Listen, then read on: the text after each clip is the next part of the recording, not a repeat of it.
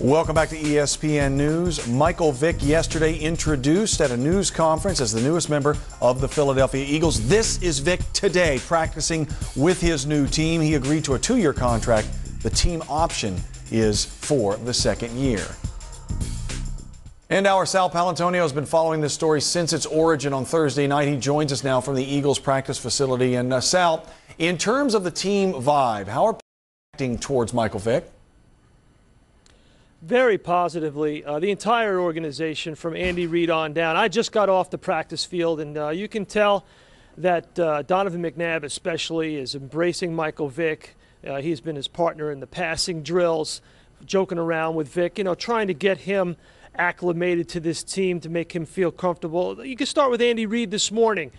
His press conferences are usually lukewarm affairs where he rarely gives out any information. Today he was very expressive, going on and on about Michael Vick, answering every and all question that was put to him.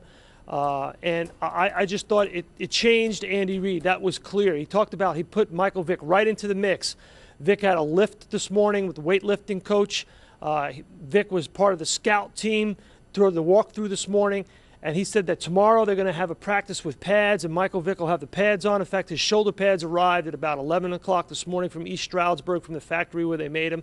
They didn't have his nameplate on the locker yet. They're still waiting for that. But the team is embracing him.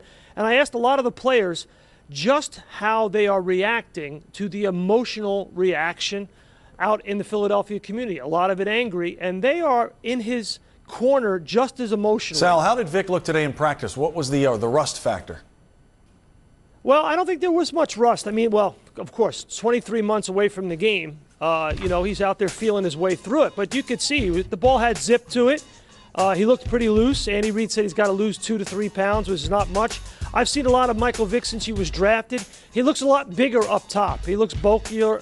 He looks like he's obviously been lifting to add strength.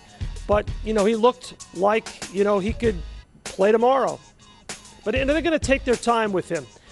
It's clear that they're going to take their time in incorporating him into this offense. He'll be a wildcat quarterback. And, of course, he's not eligible to play until August 27th, the third preseason game against Jacksonville. And I have every anticipation that he's going to play in that football game. Sal, you mentioned moments ago that much of the reaction there in the city of Philadelphia since this story broke early in the evening on Thursday has been negative. What have you heard in the Philly area today? Well, emotions are definitely still raw, Mark. People are processing through this. There was numbness. There was anger, very negative reaction from some of the leaders of the animal rights groups. There were some protests out in front of the facility here yesterday. When I was driving into South Philadelphia this morning, clearly a lot of negative reaction on Sports Talk Radio, and I think people are still trying to figure out where this all fits with this team.